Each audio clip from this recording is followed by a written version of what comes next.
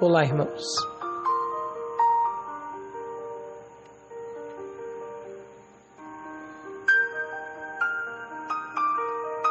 Bom dia. Daniel, no capítulo 3, versículo 17 e 18, diz assim: Se formos atirados na fornalha em chamas, o Deus a quem prestamos culto pode livrar-nos. E Ele nos livrará das tuas mãos, ó Rei. Mas se Ele não nos livrar, saiba, ó Rei, que não prestaremos culto aos teus deuses, nem adoraremos a imagem de ouro que mandastes erguer. O que pode tirar o medo da morte? Nenhum ser humano quer morrer. Você já sabe disso. Se alguém está com vontade de morrer, é porque, na verdade, a dor é tão grande no seu coração que ele prefere a morte do que continuar sentindo dor. Na verdade, como diz um belo autor, a pessoa quer matar a dor e não matar a vida. Então, todo ser humano normalmente, seja ele bom ou mal, todo ser humano normalmente tem aversão à morte, tem medo da morte, tem indignação contra a questão da morte, principalmente quando alguém da sua família parte. Tá, mas como perder esse medo da morte? Você já passou por alguma situação em que você pensou que ia morrer e ficou extremamente em pânico? Existe até uma doença chamada síndrome do pânico, que as pessoas se trancam em casa, têm medo de sair até no mercado, porque acham que algo vai acontecer. O medo de forma mais forte. Mas existem pessoas que têm esse medo da morte, e a sua maioria das pessoas, da população mundial, tem esse relativo medo da morte, mas seguem sua vida normalmente, mas tem aquele medo, né? Eu não quero morrer, ninguém quer morrer, então se tem um temor, principalmente quando algo ruim acontece. Então, depois disto, muita gente, por causa do trauma e também do medo, paga os melhores planos de segurança, usa as melhores medidas, começa a fazer arte marcial, se arma ou contrata seguranças. Em alguns casos, até mesmo tenta estar cada vez mais atenta. Tem pessoas que nem relaxam mais quando saem. Enfim, tem medo de que o pior aconteça. E como perder esse medo? Veja, é importante perder esse medo. Mas eu não estou dizendo que você não deve ser precavido, não deve se preparar, não deve estar devidamente protegido. Isso tudo é importante, mas não é o essencial. Se você tiver a maior fortuna do mundo, mas viver em pânico ou em medo constante da morte, você vai ter a melhor casa, mas não vai poder dormir.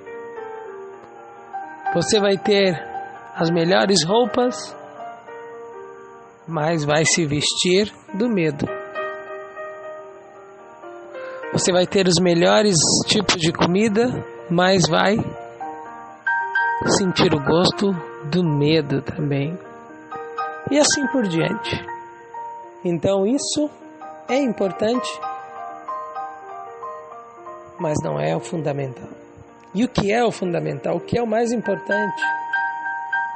O mais importante é não sentir medo.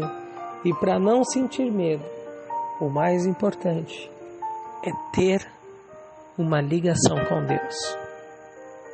O que é ser ligado a Deus? O que é ligado, quando se fala, por exemplo, de energia elétrica, passa energia. O que é ligado, normalmente, está conectado, está funcionando. Estar ligado a Deus nada mais é do que aprender a conviver com Deus, a saber como Deus age e a aceitar a sua vontade na vida. Não foi diferente então aqui, como nós vemos no texto que nós lemos, com a vida de Misael, Ananias e Azarias, ou como o nome que eles receberam na Babilônia, Sadraque, Mesaque e Abdinego. O rei Nabucodonosor disse: quem poderá livrar vocês das minhas mãos? E eles disseram: se nós formos jogados na fornalha, o Deus a quem prestamos culto vai nos livrar.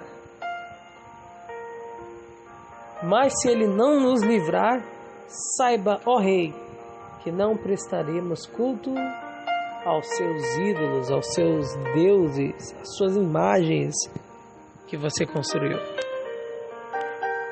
Naquela planície que diz a Bíblia, planície de Dura, existiam muitas pessoas, inclusive judeus. E todos se dobraram. Quem não se dobrou apenas pelo que diz a história? Os 3 amigos de Daniel. E qual era o segredo desses homens para não se dobrar, para não ter medo? Porque o decreto do rei estava claro que quem não se curvasse morreria queimado. O segredo deles está no capítulo 2 de Daniel. Quando Daniel conversa com eles e explica a situação que causaria a morte de todos eles, ele diz: orem. Orem para que Deus venha com uma providência. Ou seja, desde aquela época, os amigos de Daniel já tinham uma ligação com Deus. O costume de orar a Deus, de falar, de mostrar a Deus tudo aquilo que havia no coração deles. Não que Deus não possa ver, mas eles faziam questão de falar, de se entregar, de ouvir a voz de Deus e de esperar no Senhor. Então, quando veio a sentença de morte para eles, não houve surpresa alguma, nem tampouco tristeza. Esses homens falaram com poder, falaram com certeza, falaram com convicção de quem realmente tem um contato com Deus, de quem de fato não se entrega a pressões exteriores, de quem realmente sabia o que queria, mesmo que isso custasse a morte. Que exemplo para você e para mim hoje. Deus escolhe possivelmente os mais improváveis, os menos vistos, mas que na verdade quando a multidão toda se ajoelha, eles ficam de pé. E tudo isso por quê? Porque Deus, como diz a Bíblia, não nos dá espírito de covardia, mas de coragem. Então o medo, como já diz a Bíblia, é lançado fora com o amor a Deus. E o amor a Deus só é possível com relacionamento com Deus. Aqueles homens poderiam ter se dobrado, mas não fizeram isso. E o melhor, eles disseram: se Deus não nos livrar, nós não temos medo, porque nós sabemos que Ele está conosco. Que bonita história, não é mesmo? O que faria eu e você no lugar deles? Se Deus nos usasse, meu amigo e minha amiga, meu irmão e minha irmã, nós faríamos o mesmo. Agora, eles permitiram, eles quiseram. E eu pergunto: você quer isso? Então permita o agir de Deus, porque só assim Ele vai tirar todo o medo do seu coração, todo, para que você viva bem e viva feliz. Amém?